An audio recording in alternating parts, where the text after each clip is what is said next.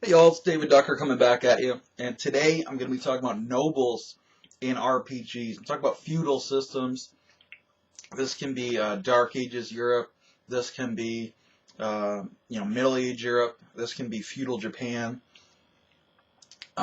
It could even be applied more loosely to tribal chiefs in many societies. But what I'm going to talk about is kind of an odd way I see nobles treated over and over and over. You've seen them treated with disrespect in terms of their skills and abilities, and physically just role played uh, disrespectfully.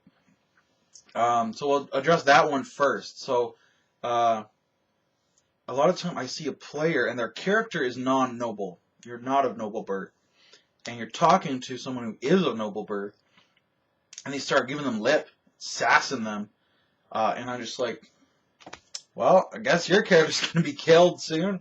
You're going to be executed, because nobles didn't front to people questioning their power. I mean, their power is their whole job. It's their whole identity. That's who they are. So when you try to take that away from them, even in the smallest way, try to question their authority, they're going to put you down so hard, so quick, you won't even know what's going on. Um, and yet I see it over and over and over where they're disrespecting nobles and talking back to them and, just being discourteous to them and not polite. It's not that you have to be rude. It's just even just regular speech is probably still too rude. You have to be really, really polite to nobles. You have to call them like my lord. You don't look them in the eyes. Depending on the setting, a little bit, but the amount of respect you have to show them is huge. It can be like, don't turn your back on them. You have to be front facing the whole time. You have to back away from them. You can't stand taller than them, perhaps. There's a whole bunch of different rules. You don't have to use all of them, but there's a whole bunch of different rules you could use that existed in real life, and they existed for a reason. So that's one thing I don't like, is when the role playing is there. And now I'll go back and explain why. I probably should have done the video the other way around, but that's fine. So let's talk about what were nobles.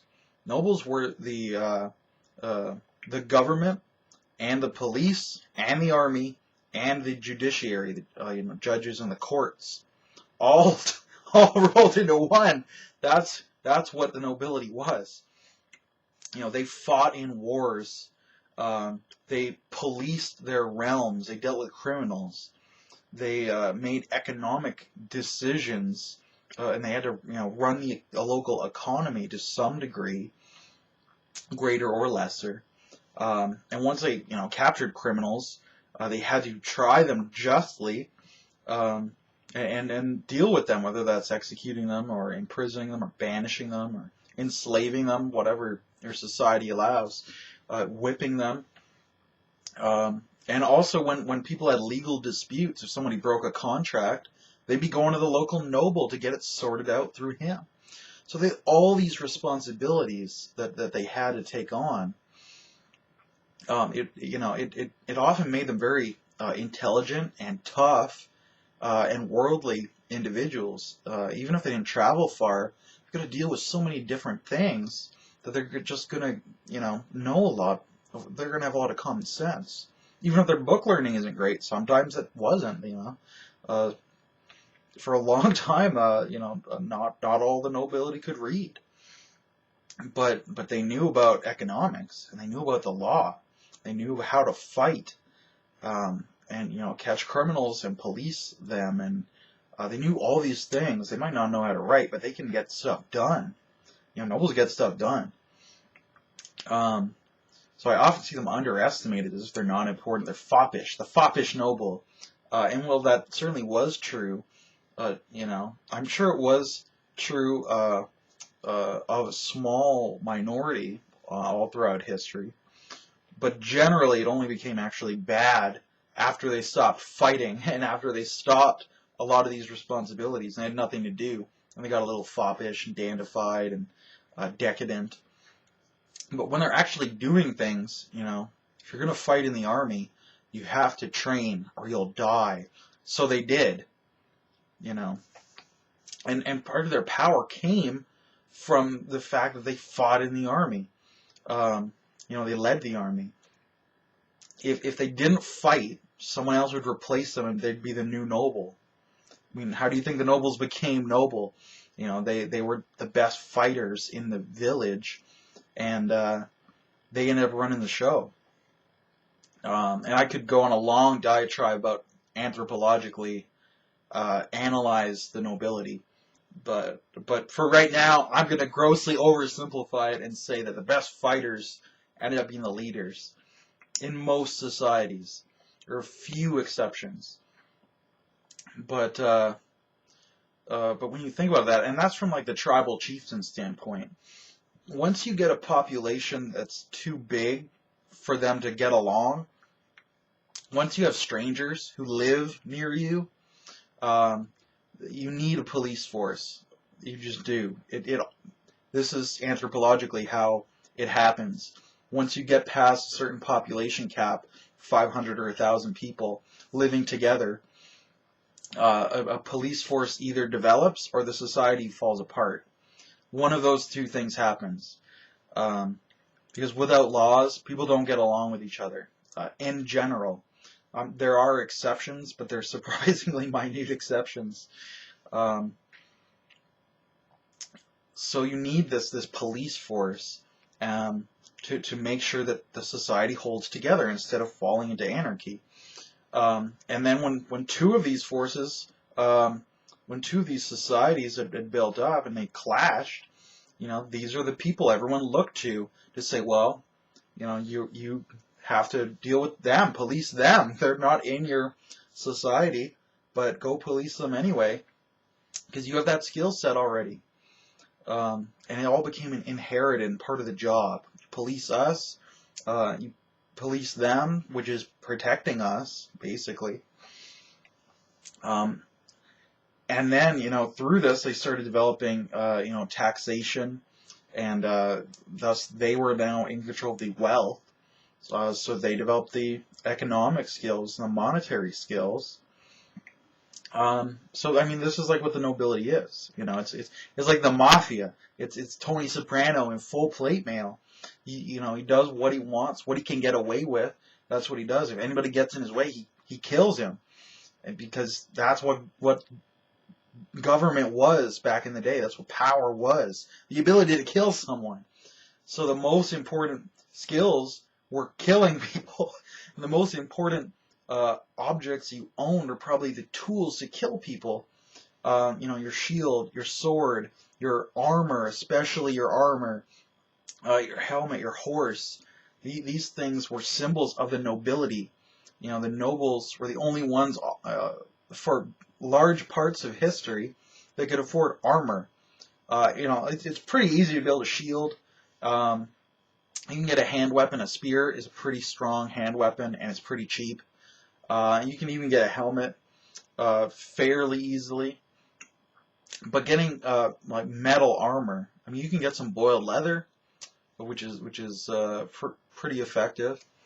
So like theoretically, some peasant force could get all these things, and they'd be pretty badass. But then when you contrast with the nobles, and they have chainmail and a sword and a horse, especially the horse, because horses are really, really expensive. Just think about today, the cost of maintaining a horse, and then start to realize that the economies of scale don't really work out great. So the proportional costs, pretty similar back in the day. Not exactly the same, but pretty similar. So the nobility, their number one job is to keep their power, really. They have all these other jobs, but the main job is to keep the power and to keep these other jobs, because those jobs, like I said, generate taxes and allow them to live with more food than everyone else and more safety than everyone else. Because once you have the taxes, you can have armor, and armor will keep you from dying. And I mean, to some degree, also allow you to exert your control over people who don't have armor and are thus more prone to dying, especially with your sword. And swords are very good weapons, but they're very expensive and they take a lot of steel and skill to make.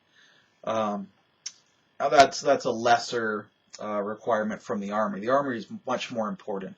But having a sword instead of an axe or a spear is potentially an advantage as well. Not in every situation and not as extreme though. And again, I could do a whole video on that, and other people have done videos already that are better than what I could do. So I will do one eventually, and it won't be as good as what they've got right now, but it'll be right here in my verbiage on my channel. You can look forward to that. I'm me rambling about something I'm not an expert on, which is what I'm doing right now. And while I'm not an expert, I know enough to get some idea that talking back to the Baron is a terrible idea. He'll do horrible things to you. As an example, to make sure no one else questions his power. Fortunately, I think that Game of Thrones has really helped this, because a lot of the nobles on there are depicted as not being foppish, and they're warriors, or they're competent businessmen, or just competent leaders in general. So this really helped make nobles seem less foppish and ridiculous. But I still see it from time to time, and I really hope it goes away. So this is my big ramble on why that trope should go away, and why you should treat nobles with respect. Say "my lord," and don't look them in the eye. Because they have the armor, they have the other men that they provided with armor, or men at arms. They have the best weapons. They will kill you, and they've killed other people to get their position. So this is again a very good indication that they will kill you too. So be respectful to the nobles. I'm going to sign off right now. I hope you all have a good day out there. And if you care to, please leave some comments about if you've seen nobles treated poorly, if you've seen them put up with it, if you've seen them not put up with it. I'd love to hear about it. So I'm going to sign out though. Cheers.